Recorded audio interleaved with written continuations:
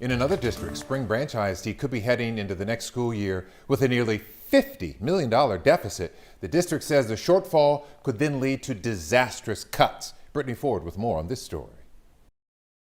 Well, this really boils down to what's happening in the current legislative session. Spring Branch ISD, like several other school districts, are fighting for funds. In their case, this could mean closing schools and cutting staff. An email with an alarming headline of looming cuts in Spring Branch ISD has left parents, teachers, and students with feelings of uncertainty. The children of the schools are the future.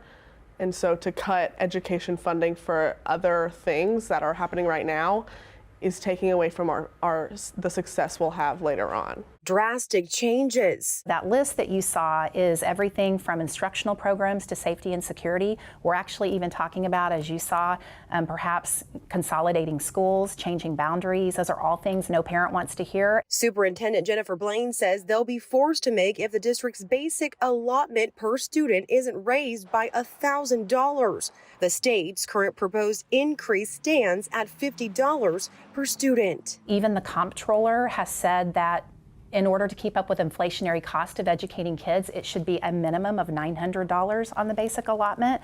We're asking for $1,000 in Spring Branch, and $1,000 really just keeps us whole. The measure has yet to be voted on, but it comes as Governor Abbott wants to use the state's record surplus to lower property taxes.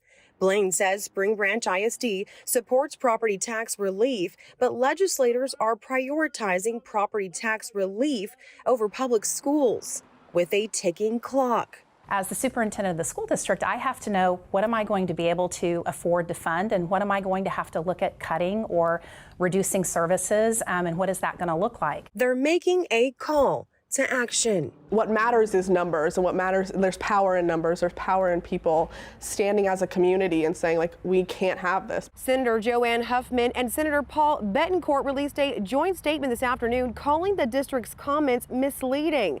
The statement goes on to claim the state has increased public school funding by 31% through different investments. Now, we have their full statement available online. You can find that at KHOU.com. Brittany Ford, KHOU 11 News.